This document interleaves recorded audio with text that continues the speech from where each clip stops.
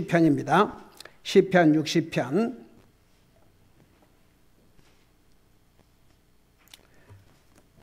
3절에서 5절까지 세 절을 우리 같이 한 목소리 읽겠습니다. 같이 읽습니다. 3절부터 읽습니다. 시작. 주께서 주의 백성에게 어려운 일들을 보이시고 우리로 하여금 놀라게 하는 포도즙을 마시게 하셨나이다. 주께서 주를 두려워한 자들에게 깃발을 주심은 진리로 인하여 그것을 펼치게 하려 하심이다. 셀라. 또 주께서 사랑하시는 자를 구출하려 하심이오니 주의 오른손으로 구원하시고 내 말을 들으소서. 아멘. 앉으시기 바랍니다. 여러분, 이스라엘 백성들이 전쟁에서 패배한다는 것은 정말 믿기가 어려웠습니다. 왜냐 그러면 이스라엘은 전쟁에서 이스라엘 백성들만 전쟁했어요 하면 하나님께서 그 전쟁을 항상 승리로 이끌어 주셨어요. 하나님께서 여러분 특별히 다윗의 통치 기간 동안에는 항상 다윗은 하나님 앞에 먼저 물었어요. 이 전쟁에 가릴까 말일까.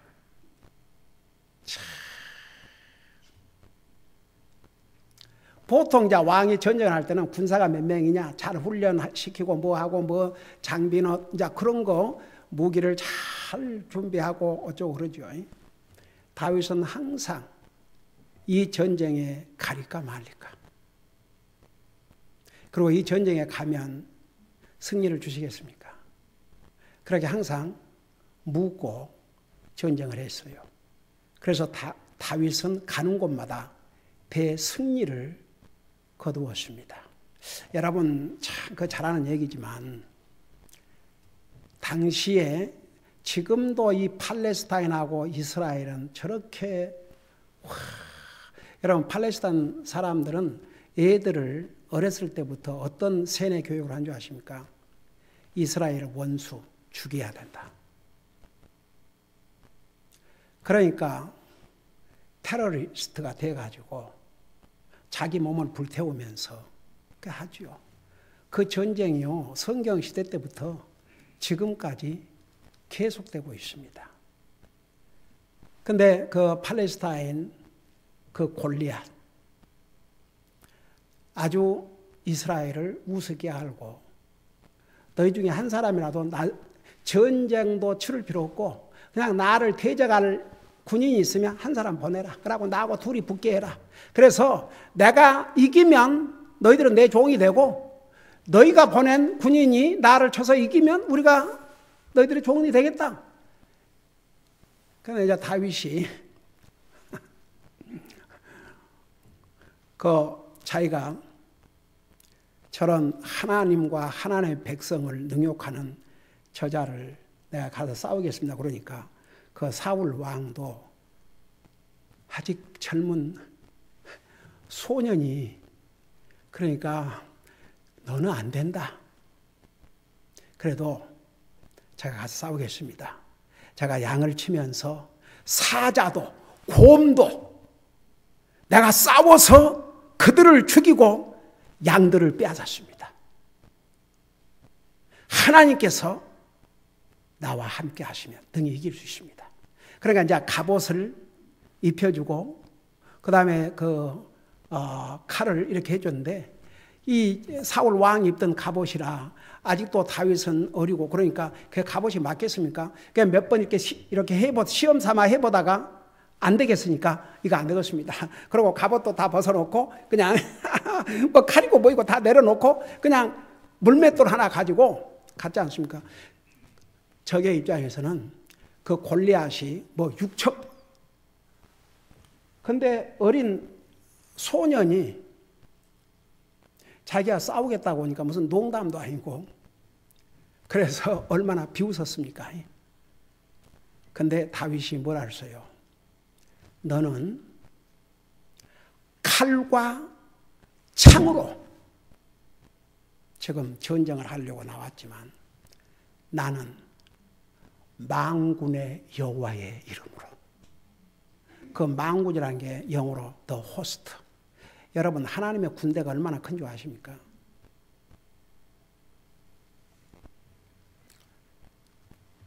그래서 내가 오늘 너를 죽여서 이스라엘에 하나님이 계시다는 것을 알려주었다. 그러고 그 물맷돌을 돌려서 치니까 그 이마에 정투로 맞아서 그 엄청난 군인이 퍽 하고 주저앉았지 않습니까? 다윗은 가서 그가 차고 나왔던 검을 빼앗아서 그의 목을 베지 않습니까? 이스라엘에 대승리를 주었습니다. 다윗은 가는 곳마다 승리를 했습니다. 이번에는 다윗이 직접 가서 전쟁을 한 것은 아닙니다. 그의 장군 요압이, 사실은 그 요압이 다윗 왕과는 인척 관계입니다. 누나의 아들입니다. 그러니까 조카와 삼촌 이런 사이죠. 그래가지고 요압이 전쟁에 가서 그때는 에서 후손인 에돔 족속과 싸워서 12,000명을 죽이고 대승리를 하고 돌아왔는데 이 시편 내용을 읽어보면 이건 승리자의 승리가가 아니고 패배자의 모습이 여기에 나와 있거든요. 그래서 제가 자세하게 전했죠. 그러니까 이스라엘 백성들이 전쟁에서는 승리했지만 영적으로는 패배를 했다는 거. 그래서 여러분 우리가 세상에서 아무리 잘되고 세상에 성공했다 할지라도 하나님과의 관계에 틈이 가면, 더더구나 이제 하나님 안 믿는 사람은 어차피 이제 지옥 가지만 하나님 믿는 사람이 세상의 성공을 추구하기 위해서 하나님도 하나님 예배하고 섬기는 것도 다 뒷전에 하고 그렇게 하면 살아봐요. 뭐 그래도 당분간은 살겠죠. 주님 섬기지 않고도. 근데 진짜 구원받은 하나님의 자녀라면 하나님이 가만둘 것 같습니까? 분명히 성경에 하나님이 사랑하는 자를 징계하시나니 징계가 없으면 사자가 할수요. 내 자식이 계속 저렇게 했다가는 망할 길을 가고 있는데 가만 놔두겠습니까? 자식을 사랑하는 아버지가 그거 놔두겠습니까? 여러분 눈으로 잠깐 봐요. 여러분 옛날에 히브리서 자세히 공부했지만 수요예배 참여하지 못하신 분들은 이런 부분을 전혀 공부를 못했으니까 이런 교회에 한번 봐요.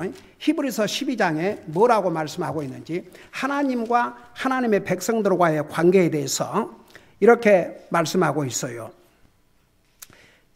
히브리서 12장 411페이지입니다. 5절부터 보면 또한 자녀들에게 하던 너희에게 말씀하시는 권면의 말씀을 너희가 잊었도다. 이르시되 내 아들아 너는 주의 징계를 멸시하지 말며 그분께 책망받을 때에 낙심하지 말라. 주께서 사랑하는 자를 친히 징계하시고 자신이 받아들이는 아들마다 채찍질하시니라 하셨느니라. 너희가 징계를 견디어내면 하나님께서 아들을 대우하듯 너희를 대우하시나니 아버지가 징계하지 않는 자가 무슨 아들이냐? 모든 사람이 징계를 받음으로 너희에게 징계가 없으면 너희가 사생하여 아들이 아니니라. 그 다음에 9절에 또한 우리에게 있던 우리의 육체의 아버지들이 우리를 바로 잡아도 우리가 그들을 공경하였거늘 하물며 영들의 아버지께 우리가 더욱 복종하고 이로써 살아야 하지 아니하겠느냐. 자, 이 내용을 잘 들어봐요. 부모와 자식 간에는 자식이 잘못하면 그 징계하는 게 진짜 자식을 사랑하는 부모입니다. 여기 뭐라서 징계하지 않는 자가 무슨 아들이냐? 여러분 그래서 남의 자식들을 책망한다는 게 뭐 우리 내 세 자식들 때로는 책망도 받고 그러고 자랐지만 그래도 하나님의 은혜로 영적으로 모든 면에서 건강하게 우리 아이들 열심히 주님을 예배하고 섬기고 살지 않습니까? 우리 아들이 결혼식 마치고 나에게 준 카드에서 아빠가 저를 하나님을 사랑하고 하나님을 두려워하는 사람으로 길러주셔서 감사합니다. 내가 그걸 읽으면서 그래, 내 아들 네가 그렇게만 산다면 하나님을 사랑하고 하나님을 두려워하는 삶을 사는 한 하나님은 너를 책임져 주실 것이다. 그래서 내가 우리 아이들을 위해서 기도할 때마다 항상 주님을 사랑하고 주님을 두려워하며 주님을 간절히 찾는 삶을 살게 해주시옵소서. 그게 내 자녀들을 위한 기도고 우리 성도들도 위해서 그렇게 기도하지만 그렇게 살고 안 살고는 이제 여러분이 달려있지요. 나야 여러분을 위해서 날마다 기도합니다. 제가 목사가 뭐 기도하겠습니까? 저와 가족, 우리 성도들, 우리 교회가 지원하는 성성 가족 성도들, 저의 일가 친구들 가운데서 주님 알지 못한 영혼들, 그들을 위해서 기도하는 게 나의 매일 삶의 기도올시다. 여러분 보세요. 하나님은 사랑하신 자를 징계하신다고 그러십니다. 근데 멀쩡히 잘하고 있는 자식을 징계하는 게 아니에요. 잘못했을 때, 아니 자식이 잘하고 있는데 뭐 때문에 징계를 하고 책망을 합니까? 하나님의 자녀들이 하나님 앞에 잘하고 있는데 하나님께서 왜 징계하시고 책망하시고 하시겠습니까? 하나님의 자녀로서 잘못할 때 징계하신다고 말입니다. 그러니까 진짜 구원받은 하나님의 자녀는 진짜 하나님을 예배하고 섬기고 하나님 앞에 신실하게 살아야 됩니다. 하나님의 자녀로서 살아야 됩니다. 그러 안 하면 그 대가를 치른다니까요. 진짜 구원받은 하나님의 자녀들이 하나님을 그 삶의 우선으로 여기지 않고 제멋대로 살아봐요. 하나님은 그 영혼들을 위해서 어떤 방법으로든지 하나님 앞에 돌아오도록 하는데 그 대가를 치러야 된다니까요. 이스라엘 백성들 보세요. 결국은 하나님 앞에 우리 지금 수요일날 호세아에서 공부하고 있죠. 결국 하나님 앞에 돌아오지만 주여 민족적으로는 2700년이라는 세월이 걸렸습니다. 겁도 없이 이스라엘 백성들이 빌라도가 나는 이 피에 대해서 상관하고 싶지 않다. 이 무죄한 사람의 피에 대해서 예수님 그 피에 대해서 상관하고 싶다. 이분은 무죄한 자다. 심지어는 이방 나라의 총독이 예수님이 십자가에 죽으심은 자기 죄 때문이 아니라는 것을 선언까지 했습니다. 이스라엘 백성은 뭐라 했습니까? 나는 이 피에 대해서 무죄하다. 그러니까 그 피를 우리와 우리 자손에게 돌리시옵소서. 옛날에 어떤 젊은이가 나한테 직접은 못하고 친구한테 그런 얘기를 했대요. 목사님은 이렇게 살면 안 된다, 이렇게 살아야 된다 맨날 그러시지만 나는 그래도 해보고 싶은 거 다 해보고 그 대가를 치르더라도 나는 해보고 싶다고 그랬대요. 그런데 그 아이는 진짜 구원받은 하나님의 자녀 같아요. 이제서 그 대가를 치르고 있는 거예요. 너무 아픈 거예요. 너무 후회스러운 거예요. 너무 고통스러운 거예요. 그래도 그런 것을 통해서 결국은 주님을 붙들 수 있도록 그게 하나님의 사랑입니다. 구원받지 못했다면 그냥 그러고 지나가 버렸겠죠. 하나님은 사랑하는 자를 징계하셔요. 자, 이스라엘 백성들이 전쟁에는 승리했지만 여러분 다시 돌아가 봐요. 시편 60편 1절에 보면 하나님이여 주께서 우리를 내려 흩으시고 우리를 기뻐하지 아니하사오나 친히 우리에게로 다시 돌아오소서. 그러니까 전쟁에 승리를 했는데 주님이 그들을 떠나신 것으로 이런 경험을 한 거예요. 그러니까 우리를 흩어버리셨지만 우리에게로 돌아오셔서 우리가 주님을 기쁘게 해드리지 못했습니다. 그 다음에 2절에 뭐라 하세요? 주께서 땅을 떨게 하사 갈라지게 하였사오니 그것에 갈라진 틈을 메우셔서 땅이 흔들나이다. 너무나도 두려웠어요. 전쟁의 승리를 하고도 벌벌 떠는 상황이 되었습니다. 여기까지 지난주에 자세하게 전했죠. 그러면서 이제 3절에서 주께서 주의 백성에게 어려운 일들을 보이시고 이 어려운 일을 보였다는 게 뭐냐 그러면 그러니까 이스라엘 백성들로서는 이해할 수 없는 거예요. 하나님께서 함께하셔서 전쟁에 승리를 했는데 왜 그들은 이렇게 두렵고 떨리는가?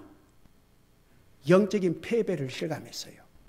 그러니까 승리에 도취해가지고 하나님 앞에 먼저 감사드리고 주님을 기쁘게 해드리지 못하고 그냥 자기들이 또 이겼구나. 그래서 전쟁만 나면 우리가 이기네. 그래서 자기 승리에 도취하고 살았던 것 같아요. 근데 영적으로는 이제 틈이 생긴 거죠. 두려움이 온 거죠. 그러니까 이스라엘 백성들은 이 패배에 대해서 너무나도 그들이 받아들이기가 어려웠던 일 같습니다. 그래서 지금 그것과 관련돼서 하신 말씀이에요. 주께서 주의 백성의 어려운 일들을 보시고 우리로 하여금 놀라게 하는 포도즙을 마시게 하셨나이다. 여러분, 옛날에는 오래 이렇게 저장할 수 있는 과일이 이것밖에 없었어요. 그건 썩어서 마실 수 있었어요. 썩을수록. 이게 달콤하이. 근데 오렌지라든가 다른 과일은 그 썩어버려서 먹을 수 없죠. 근데 유독히 이 포도는 이렇게 담가서 오래되면 될수록 그냥 맛이 있고, 그러죠. 그래서 잔치에 유일하게 사용했던 음료가 이 포도즙이었어요. 그러니까 보세요. 지금이야 얼마나 많은 종류의 음료가 있습니까? 그러니까 우리 예수님이 이 땅에 오셨을 때도 그 잔치, 혼인 잔치를 하는데 지금처럼 코카콜라 시대가 아니라니까요. 물이 유일한 음료수예요. 그런데 다른 음료수는 이제 이 포도를 저장해가지고 만든 주스였지요. 우리 노아 할아버지께서 그냥 노아 홍수 끝나고 난 다음에 농사를 지었는데 풍성한 포도를 그냥 수확을 해가지고 포도즙을 너무 많이 마셔갖고 취해서 그냥 그런 부끄러운 일을 또 했지 않습니까? 그래서 오죽하면 잠언 23장에 보면 보지도 말라 그랬지 않습니까? 보지도 말라고. 순하게 아주 내려갈 것 같지만 보지도 말라고. 그러니까 술이라는 게요, 먹으면 취하게 되고 취하려고 그래요, 사람들은. 술은 그냥 한 번 먹고 끝나는 게 아니고 취하고 싶어 해요. 그래서 취해요. 그래서 이제 기분 나쁘면 기분 나빠서 한 잔. 기분 좋으면 기분 좋아서 또 한 잔. 또 무슨 오케이션이 있으면 또 오케이션이 있어서 또 한 잔. 이래서 한 잔, 저래서 한 잔. 이건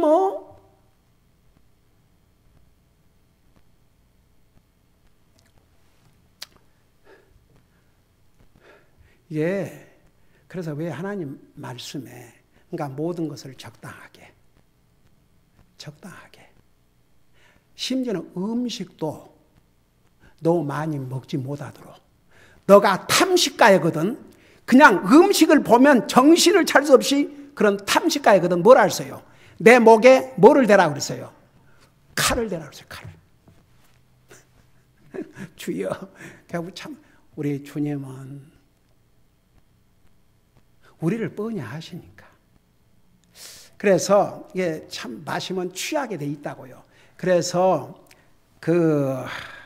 주님께서 하지 말라 그런 것은 우리가 안 하면, 그러니까 이렇게 어쩌다가 한 잔 이러고 끝나면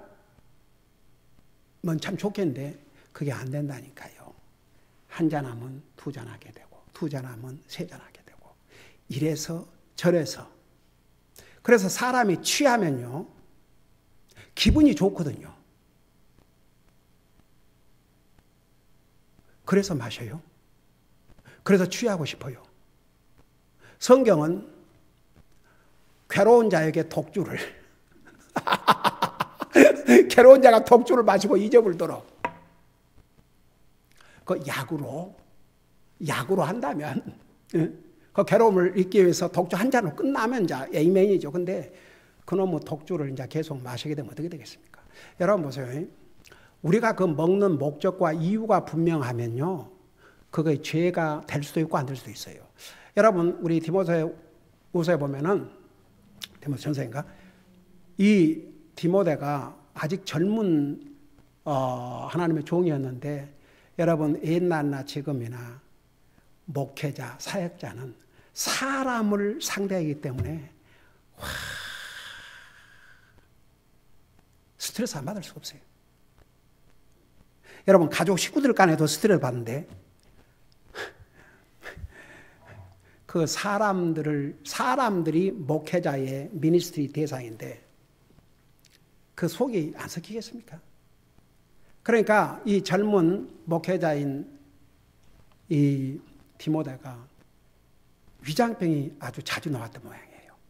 그러니까 항상 위가 아프고 제대로 음식도 못 먹고, 그러니까 그때는 유일하게 먹는 그 음료가 물인데, 뭐 지금은 배래 정수물을 다 달아갖고 먹지만 그 중동 지역에 항상 물이 깨끗하기만 했겠어요. 그러니까 이제 그 때로는 물도 그냥 이렇게 깨끗하지 못한 거 마실 수도 있고, 어쨌든 간에 이제 그런 샘물 파갖고 다 그때 살았을 시대니까, 그러니까 이제 너 자주 나는 위장병을 위해서 포도즙을 좀 사용을 해라. 약으로 사용해라. 그래서 그 포도즙을 하면은 아마 그 위에 그런 것을 이렇게 좀 도움이 됐던 모양이라. 오죽하면 그런 말씀을 다 기록해 놨겠습니까? 근데 이제 그러니까 먹는 그 목적이 뭐냐에 따라서 죄를 지을 수도 있고 잘못될 수도 있고 건강에 위험이 될 수도 있고 그러는 거예요. 근데 보세요. 이제 여기에 우리로 하여금 놀라게 하는 포도즙을 마시게 하셨나이다. 이것은 이제 진짜 포도주를 먹고 취하겠다는 게 아니고, 마치 포도즙을 많이 마시면 취해가지고 분별할 수 없듯이 이스라엘 백성들이 그 지경에 이르게 됐다고 말입니다. 그러니까 너무 놀라운 일이에요. 이거 전쟁에는 승리를 했는데 그냥 두렵기만 하고, 하나님은 이스라엘 백성을 떠난 것만 갖고 이 전쟁에서 정말 왜 전쟁에는 승리를 했는데 영적으로 이런 패배감을 느끼는가? 이게 도저히 이해가 안 됐다. 이런 얘기입니다. 그러니까 마치 그 포도즙을 많이 마셔갖고 취한 사람 것처럼 놀라움에, 여기에 우리로 하여금 놀라게 하는 포도주를 마셔야 하시나요? 그러니까 여러분, 술 취한 사람은 제대로 분별해요, 못해요? 분별 못해요. 그러니까 그런 지경에 이를 정도가 됐다 이겁니다. 근데 보세요. 우리가 여기서 우리 한 가지 깨달아야 될 것은 이거예요. 여러분, 육신이 아프면 당장 고통스러워요, 안 고통스러워요? 그리고 육신의 병을 치료하려고 노력해야 안 해요? 근데 그리스도인이 영적으로 건강이 나빠졌는데 그걸 치료할 생각도 없다. 영적인 아픔도 없다. 이건 좀 문제가 있어요, 없어요? 문제가 있어요. 우리의 영적인 삶을 육신의 건강뿐만 아니라 우리 영적인 건강을 체크업을 하고 살아야 됩니다. 가령 오늘 낮에 여러분이 들은 메시지와 이걸 비교해서 본다면 내 생각은 바로 되어 있는가? 내 마음은 바로 되어 있는가? 내가 생각하고 결정하는 것이 정말 이게 하나님 앞에서 바른 것인가? 이런 것을 이렇게 체크하면서 내가 영적으로 바로 되어 있지 않으면 그것을 알고 정말 비통하게 생각하고 내가 어쩌다가 이 지경이 됐는가? 그런 자세를 가져야 영적인 병을 치료하고 건강을 대로 되찾을 수가 있습니다. 근데 사람들은 육신의 병은 많이 신경을 쓰고 하면서도 영적인 상태는 별 관심이 없다. 이게 이제 이러면 안 된다는 얘기죠. 그리스도인은 우리 영적인 상태, 영적인 건강 상태를 잘 체크하고 살아야 됩니다. 그 다음에 보세요. 이제 이 4절에서부터 5절에서는 주님께서 어떤 사람에게 승리를 주시는지를 기록하고 있습니다. 자, 그걸 생각하면서 4절을 봐요. 주께서 주를 두려워하는 자들에게 깃발을 주심은 진리로 인하여 그것을 펼치게 하려 하심이다. 셀라. 자, 이 깃발이란 의미, 여러분, 모세가 이제 이스라엘 백성들을 이끌고 이집트에서 나왔지 않습니까? 그래 이제 호렙산에서 그 아말렉 군인들이 쳐들어와서 전쟁을 이제 하게 됐습니다. 지금 여호수아가 군인들을 이끌고 지금 전쟁에 나갔는데 모세가 손을 들면 어떻게 했어요? 이스라엘이 승리를 했고, 그러니까 모세가 이거 뭐 하루 종일 손 들고 있을 수가 없잖아요.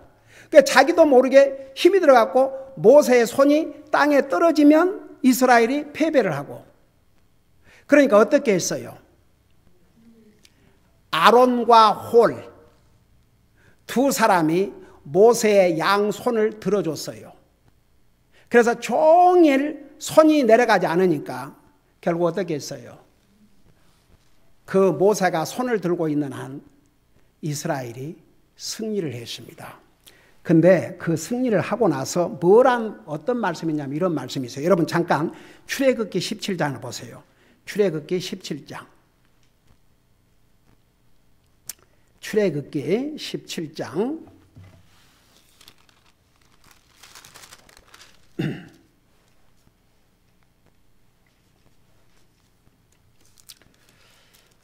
8절부터 잠깐 보세요. 출애굽기 17장 8절부터 보면 그때에 아말렉이 와서 르비딤에서 이스라엘과 싸우니라. 모세가 여호수아에게 이르되 우리에게서 사람들을 택하고 나가서 아말렉과 싸우라. 내일 내가 하나님의 막대기를 내 손에 잡고 산 꼭대기에 서리라 하매 여호수아가 모세가 자기에게 말한 대로 행하여 아말렉과 싸우고 모세와 아론과 홀은 산 꼭대기에 올라가니 모세가 손을 들면 이스라엘이 이기고 그가 손을 내리면 아말렉이 이기더라. 그러나 모세의 손이 무거워지매 그들이 돌을 가져다가 모세의 밑에 놓아 그가 그 위에 앉게 하고 아론과 홀이 하나는 이 편에서 하나는 저 편에서 모세의 손을 붙들어 올렸더니 그의 손이 해가 질 때까지 그대로 있더라. 여호수아가 칼날로 아말렉과 그의 백성을 무찌르니라. 14절 주께서 모세에게 이르시되 이것을 책에 기록하여 기념으로 삼고 또 여호수아의 귀에 그것을 되풀이하여 말하라. 내가 하늘 아래서 아말렉에 대한 기억을 철저히 없애리라 하시니라. 모세가 제단을 쌓고 그것의 이름을 여호와 니시라 하였으니 이는 그가 이르기를 주가 아말렉과 대대로 싸우리라고 주께서 맹세하셨도다 하였기 때문이라. 그래서 여기에 여호와의 니시란 말이 그 원어에 의하면 주는 나의 깃발이다. 그래서 이 주의 깃발은 승리를 의미를 했습니다. 그러니까 하나님께서 이스라엘을 기쁘지 않으셔서 육신적으로 전쟁에서 승리했지만 영적으로는 패배자가 됐어요. 근데 그들이 다시 하나님 앞에 돌아와서 자기들의 잘못을 뉘우치고 반성하고 우리가 주님을 기쁘게 해드리지 못했나이다. 그리고 하나님을 다시 두려워하니까 그들에게 이제 하나님께서 승리를 주실 것을 약속을 하셨는데, 여러분 다시 우리 시편 60편 4절 그 마지막 부분을 보세요. 주께서 주를 두려워하는 자들에게 깃발을 주시면 진리로 인하여 그것을 펼치게 하려 하십니다. 셀라. 셀라라는 뜻이 뭐라고 했어요? Stop and listen. 잠깐 중단하고 들으라. 생각하면서 들으라. 그런 뜻이죠. 근데 여기에 주께서 주를 두려워하는 자들에게 깃발을 주심은 진리로 인하여 그것을 펼치게 하려 하십니다. 여러분 보세요. 우리 하나님은 진리의 하나님이세요. 그게 뭔지 아십니까? 우리 하나님은 승리의 하나님이세요. 우리 하나님은 패배의 하나님이 아니올시다. 그건 진리예요, 진리. 하나님께서 누구에게 패배를 하신단 말입니까? 하나님께서는 하늘과 땅, 우주 만물을 창조하신 창조의 하나님이십니다. 하나님이 누구에게 패배를 당하시겠습니까? 하나님은 승리를 하시는 하나님. 우리 하나님은 승리 하나님이세요. 우리 하나님은 패배 하나님이 아니십니다. 그러니까 보세요. 그게 하나님의 진리예요. 여러분 그거 아세요? 이런 승리의 하나님을 믿는 사람들이, 진짜 하나님 믿는다고 하는 사람들이 그 삶을 보면 항상 패배의 삶, 영적으로 패배의 삶, 그건 하나님을 욕되게 하는 것입니다. 가령 예를 들어서 부모는 제대로 잘하고 모든 것을 이렇게 하는데 자식이 맨날 일이나 꾸미고 그런다 그러면 그 얼마나 부모를 욕되게 하는 것입니까? 그와 마찬가지라는 얘기입니다. 우리 하나님은 승리의 하나님이세요. 그런 승리의 하나님을 믿고 사는 하나님의 백성들, 승리의 삶을 살아야 그게 정말 하나님 앞에 영광 돌리고 승리의 하나님의 자녀답게 사는 것이죠. 여러분 그게 하나님의 진리입니다. 하나님은 절대 패배를 하시는 분이 아닙니다. 여러분 이스라엘 백성들에게 하나님께서는 전쟁의 승리를 주셨지만 그들이 영적으로 주님을 기쁘게 들지 못했어요. 그러니까 영적으로 패배감을 느낀 거죠. 그러면서 여기에 누구에게 여러분 실질적인 전쟁의 승리뿐만 아니라 영적으로도 승리를 누구에게 주시느냐? 여기에 주께서 주를 두려워한 자들에게, 주를 두려워한 자들에게 깃발을 주신다는 얘기는 승리를 주신다는 얘기입니다. 그러니까 보세요. 여러분 우리 하나님께서는 승리의 하나님인 걸 믿는 사람 다 같이 아멘. 그러면 우리도 승리의 삶을 살아야 되겠어요? 안 살아야 되겠어요? 당연히 승리의 삶을 살아야 되죠. 근데 하나님께서 누구에게 승리를 주시냐 그러면 하나님을 두려워하는 자에게. 그게 첫째예요. 우리 하나님은 승리의 하나님이세요. 그게 진리예요. 우리 하나님은 패배 하나님이 아니십니다. 그래서 너희는 담대하라 그랬어요. 나를 믿고 담대하라. 아무것도 두려워하지 말라. 여러분 보세요. 하나님을 두려워하지 않는 사람은 하나님 외에 다른 것을 두려워하고 사는 사람이에요. 도리어 성경은 사람을 두려워하면 올무에 빠진다고 그랬습니다. 그러니까 여러분 하나님이 누구에게 승리를 주시느냐? 하나님을 두려워하는 자에게. 그러니까 이스라엘 백성들이 이런 영적인 패배를 겪은 이유 중에 하나는 전쟁에 계속 승리를 하다 보니까 이렇게 전쟁을 하면 우리가 이기는구나 그러고 잠깐 교만했던 것 같아요. 그리고 주님을 이렇게 주님 앞에 모든 영광을 돌려드리지 않고 자기들이 그냥 잘해서 승리한 것마냥 승리에 도취되어 있었던 것 같아요. 그런데 기가 막힌 것은 승리를 하고도 주님은 그들을 떠나셨고 주님을 기쁘게 드리지 못하고 놀라움을 금치 못하는 그런 패배감에 사로잡히게 됐다고 말입니다. 그것을 하나님께서 다윗을 통해서 알려주신 것이에요. 그리고 이제 너희가 정말 주님을 두려워하면 그들에게 승리를 주시는데 그게 바로 진리다. 왜? 우리 하나님은 승리의 하나님이기 때문에 기도하십니다. 사랑의 아버지 하나님, 우리가 믿는 하나님은 승리의 하나님이십니다.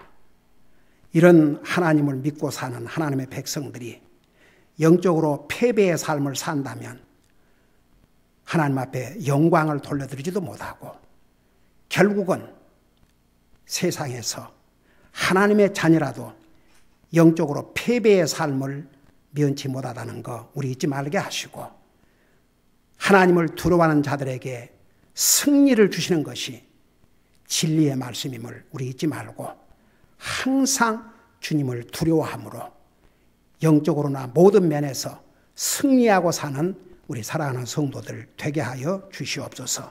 감사합니다. 사랑합니다. 예수님의 이름으로 감사 기도드리옵나이다. 아멘.